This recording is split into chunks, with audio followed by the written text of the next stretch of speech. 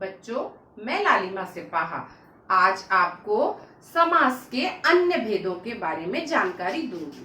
This could be us. So back to what I was saying. Could be us. जैसा मैंने अपने पिछले video में बताया था कि समास क्या है, तो समास का अर्थ है संक्षेप में कहना अर्थात संक्षिप्तीकरण।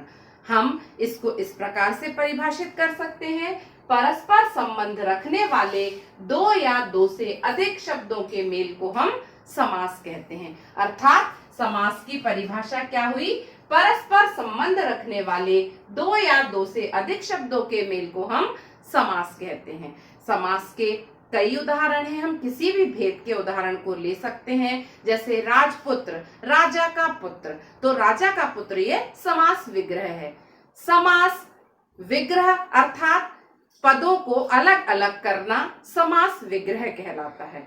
और जब कोई समास जो मिलकर पद बनते हैं उसे हम बोलते हैं समस्त पद, अर्थात समस्त पद कहलाता है। जैसे मैंने बोला कि द्विगु समास में कि त्रिभुवन में, तो त्रिभुवन क्या है? समस्त पद है। और त्रिभुवन, त्रि प्रथम पद है और भुवन द्वितीय पद है। तो पिछले वीडियो में हमने द्विगु समास के बारे में और द्वंद्व समास के बारे में विस्तार से अध्ययन किया था।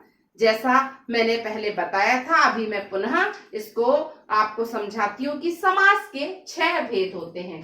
पहला है अव्ययी भाव समास, दूसरा है तत्पुरुष समास, तीसरा है द्विगु समास, चौथा है द्वंद्व समास, पांचवा है कर्मधारय समास और छठवां है बहुव्रीहि समास।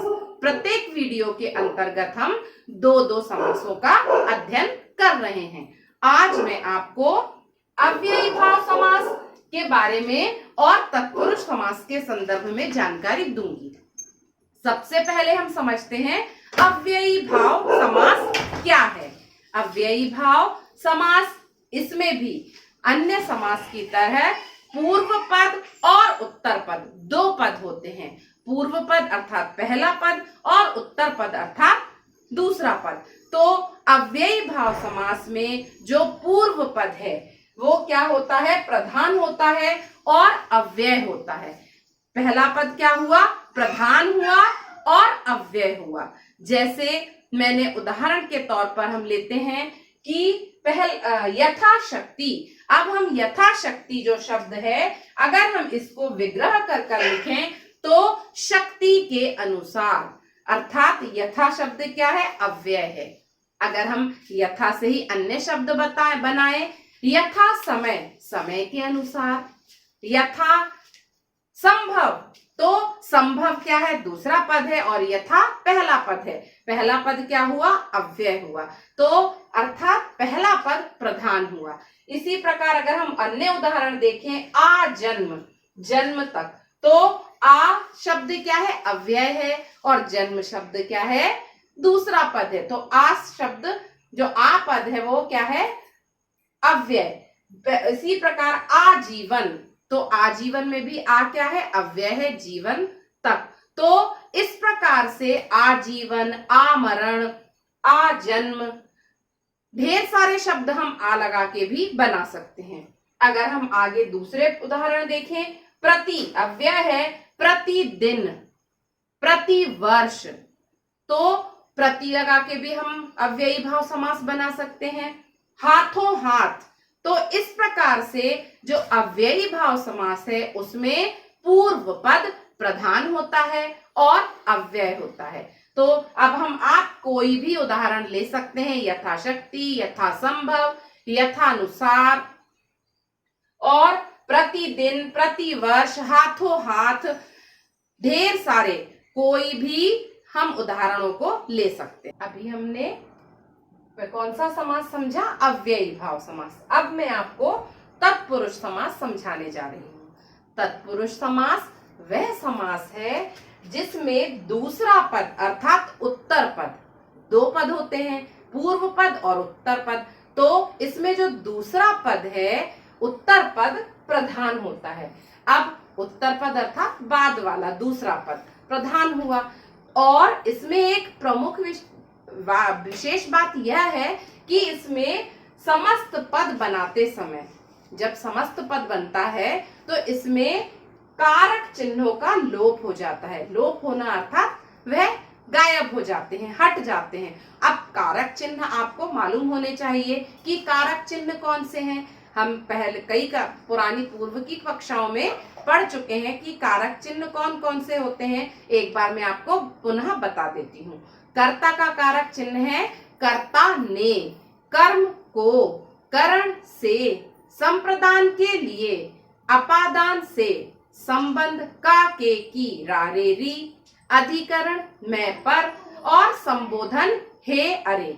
लेकिन इसमें कर्ता और अधिकरण तत्पुरुष नहीं होता है, बल्कि करण से सारे तत्पुरुष होते हैं। तो कर्ता तत्पुरुष नहीं होता, बल्कि कर्म से होते हैं। जैसे कर्म तत्पुरुष, करण तत्पुरुष, संप्रदान तत्पुरुष, अपादान तत्पुरुष, संबंध तत्पुरुष और अधिकरण तत्पुरुष। तो आपकी कक्षाओं में कक्षा 6 में कौन सा तत्पुरुष है, केवल हम उसे संक्षेप में पढ़ते हैं कि तत्पुरुष समास क्या है। लेकिन 7th अर्थात कक्षा 7 और 8 में हम इन्हीं समासों को विस्तार से अध्ययन करते हैं कि तत्पुरुष, और आगे की कक्षाओं में भी हम इनके अलग अलग भेदों के अनुसार अध्ययन करते हैं। अभी मैं आपको समझाने के लिए समस्त जो इसके प्रकार हैं उसके साथ में आपको यहाँ पर स्पष्ट विवरण दे रही हूँ। जैसे सबसे पहले तत्पुरुष समास कौन सा समास है, जिसमें कि समस्त पद बनाते समय क्या है, कारक चिन्हों का लोप हो जाता है। अब कारक चिन्ह अभी मैंने आपको बताए कि कौन से हैं। जैसे कर्म, तो कर्म का कारक चिन्ह है कर्ता ने, कर्म को, कर्म का कारक चिन्ह है को। करण का कारक चिन्ह क्या है, से। और संप्रदान का क्या कारक चिन्ह है, के, लिए। अपादान से, संबंध का, के, की। संबंध के कौन कौन से हैं, का, के, की, रा, रे, री। और अधिकरण के हैं में, पर। तो इस प्रकार से अब हम इनको विस्तार से अध्ययन कैसे करेंगे। जैसे कर्म तत्पुरुष का उदाहरण क्या है, यश प्राप्त। तो यश का जब हम विग्रह करते हैं तो यश को प्राप्त अर्थात कर्म तत्पुरुष। दूसरा है ग्राम गत, ग्राम को गया। तो इसमें किस कारक चिन्ह का लोप हो गया, को का। जब हमने समस्त पद बनाया यश प्राप्त तो इसमें को चिन्ह का लोप हो गया, अर्थात ग्राम को गया, यश को प्राप्त। तो कौन सा कारक चिन्ह का लोप हुआ है, कर्म कारक चिन्ह का। दूसरा है करण तत्पुरुष। करण का क्या चिन्ह है, करण से। कर्ता ने कर्म को, करण से। तो इसमें बाढ़ से पीड़ित अर्थात बाढ़ पीड़ित। तो हमने जब इसको बाढ़ पीड़ित का समास विग्रह किया तो क्या हुआ, बाढ़ से पीड़ित। तुलसीकृत अर्थात तुलसी द्वारा, से अर्थात द्वारा, तो तुलसी द्वारा रचित। फिर तीसरा है हस्तलिखित, हाथ से लिखित। तो इस प्रकार से करण तत्पुरुष समास में बाढ़ से पीड़ित, तुलसी द्वारा रचित और हस्त से, हाथ से लिखित। तो करण तत्पुरुष समास में किस कारक चिन्ह का लोप हो गया, से कारक चिन्ह का।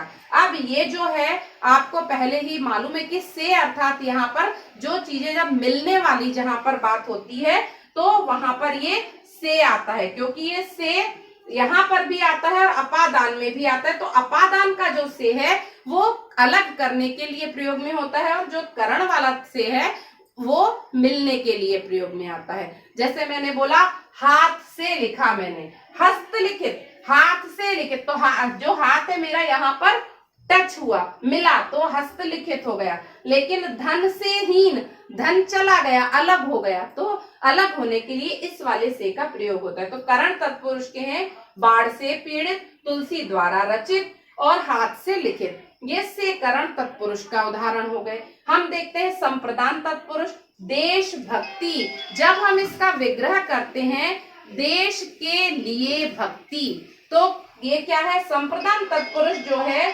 वो संप्रदान तत्पुरुष समास किसके लिए है, संप्रदान का कारक चिन्ह क्या है, के लिए, तो देश के लिए भक्ति अर्थात देशभक्ति। विद्या के लिए आलय, के लिए कारक चिन्ह का लोप हो गया, तो विद्या के लिए आलय विद्यालय। अब हम देखते हैं संप्रदान तत्पुरुष के अपादान का क्या कारक चिन्ह है, से, तो धन से हीन, धन से हीन इसका क्या हुआ, समास विग्रह हुआ।